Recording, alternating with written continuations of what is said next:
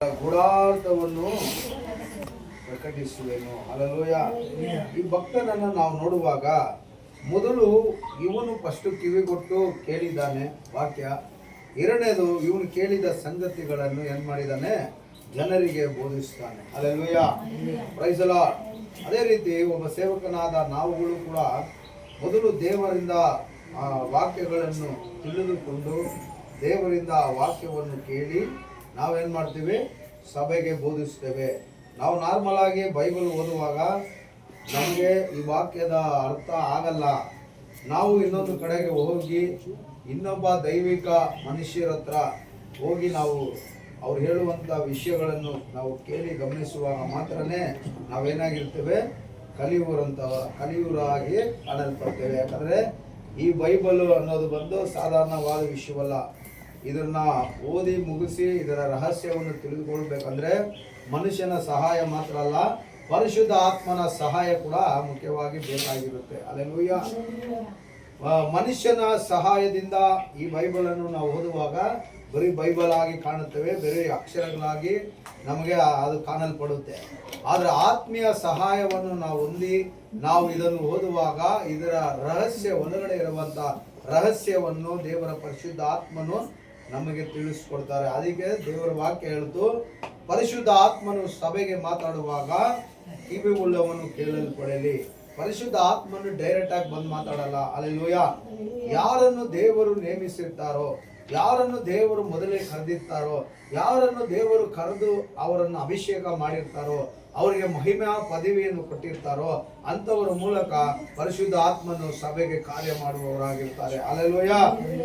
ಇದು ಇವತ್ತಿನ ದಿನದಲ್ಲಿ ಈ ಬೈಬಲನ್ನು 66 ಪುಸ್ತಕಗಳನ್ನು ಓದಿ ಮುಗಿಸಿ ಅದರಲ್ಲಿರುವ ಹಲವಾರು ಉದಾಹರಣೆಗಳೆಲ್ಲ ತಿಳಿದುಕೊಳ್ಳಬೇಕಾದ್ರೆ 3 ವರ್ಷ ಬೈಬಲ್ ಕಾಲೇಜ್ ಮಾಡಿರಬೇಕು. ಮತ್ತು ಇನ್ನು ಒಂದು 2 ವರ್ಷ ಏನು ಮಾಡಿರಬೇಕು, ಅದನ್ನು ತಿರ್ಗಾ ಓದಿರಬೇಕಾಗುತ್ತೆ. ಒಟ್ಟು ಒಂದು 5 ವರ್ಷ ಇದನ್ನು ಓದುವಾಗ, ಇದನ್ನು ಕಲಿಯುವಾಗ ಇದರಲ್ಲಿರುವ ವಿಷಯಗಳನ್ನು ನಾವು ಕಲಿಬೋದು. ಹಲ್ಲೆಲೂಯಾ. ಅಲ್ಲೇ ನೋಡಿ, ಇಲ್ಲಿ ಭಕ್ತ ಏನು ಹೇಳ್ತಾನೆ, ಮೊದಲು ನಾನು ಏನು ಮಾಡಿದ್ದೇನೆ, ಧರ್ಮ ರಹಸ್ಯ. ಹಂಗಂದ್ರೆ ಇದು ಒಂದು ಧರ್ಮಶಾಸ್ತ್ರ ಅಂತ ಹೇಳಲ್ಪಡುತ್ತೆ. ಹಲ್ಲೆಲೂಯಾ. ಹಳೆ ಒಡಂಬಡಿಕೆ ಧರ್ಮಶಾಸ್ತ್ರ ಅಂತ ಹೇಳಲ್ಪಡುತ್ತೆ.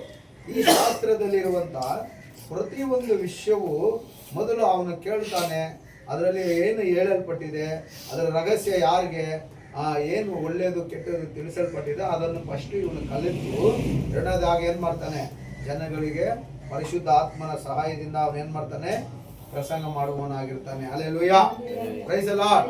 ಇವತ್ತು ನಾವು ಅಷ್ಟೇ, ನಾವೊಂದು ಹಾಡು ಹಾಡಿದ್ರಿ ಸ್ಟಾರ್ಟಿಂಗಲ್ಲಿ, ಗಣನೆಗೆ ಬಾರದ ನಮ್ಮನ್ನು ಅದನ್ನೇನು ಮಾಡಿದ್ದಾನೆ, ಗಣನೆ ಉಳ್ಳವರಾಗಿ ಆರಿಸಿ ತೆಗೆದುಕೊಂಡಿದ್ದಾನೆ. ಹಲ್ಲೆಲೂಯಾ. ನಾವು ಪಾಪಿಗಳಾಗಿದ್ದಾಗಲೂ, ನಾವು ಪಾಪದ ಕೋಳದಲ್ಲಿ ಮುಳುಗಿದ ಇದ್ರೇನು ನಿನ್ನ ಆತ್ಮ ನನ್ನ ಆತ್ಮನನ್ನು ದೇವರು ಪ್ರೀತಿ ಮಾಡುವವನಾಗಿರ್ತಾನೆ, ಶರೀರನಲ್ಲ. ಹಲ್ಲೆಲೂಯಾ. ನಮ್ಮ ಶರೀರ, ನಾವು ಹಾಕಿರೋ ಡ್ರೆಸ್ಸು, ನಾವು ಹಾಕಿರೋ ಒಡವೆ, ಹಾಕಿರೋ ಲಿಪ್ಟಿಕ್ಕು, ಇದಕ್ಕೆ ಸೆಂಟಿಗೆ ಆತನು ಸಂತೋಷ ಪಡುವನಲ್ಲ, ನಿನ್ನ ನನ್ನ ಆತ್ಮಕ್ಕೆ ಆತನು ಸಂತೋಷ ಪಡುವನಾಗಿರ್ತಾನೆ. ಹೀಗೆ ದೇವರ ವಾಕ್ಯ ಹೇಳುತ್ತೆ, ಮಣ್ಣಿನಿಂದ ಉಂಟಾದ ಮನುಷ್ಯ ಏನಾಗ್ತಾನೆ, ಸತ್ತ ಮೇಲೆ ಮಣ್ಣಿಗೆ ಹೋಗ್ತಾನೆ. ಆದ್ರೆ ಆತ್ಮ ತಾನು ಸೃಷ್ಟಿಸಿದ ದೇವರ ಬಳಿಗೆ ಬರಬೇಕು. Hallelujah, praise the Lord. ಇಲ್ಲಿ ಈ ಮನುಷ್ಯ ಧರ್ಮ ರಹಸ್ಯವನ್ನು ಅವನು ಬೋಧಿಸುವ ವಿಧ ಯಾವ ರೀತಿ ಇದೆ ಅಂದ್ರೆ, ಒಬ್ಬ ಸೌಕಾರನನ್ನು ಒಬ್ಬ ಶ್ರೀಮಂತನನ್ನು ಹೋಲಿಸಿ ಇವನು ಏನ್ ಮಾಡ್ತಾನೆ, ಬೋಧಿಸುವವನಾಗಿರ್ತಾನೆ. Hallelujah, praise the lord. ಅದನ್ನೇ ನಾವು ಇವತ್ತು ನೋಡೋಣ.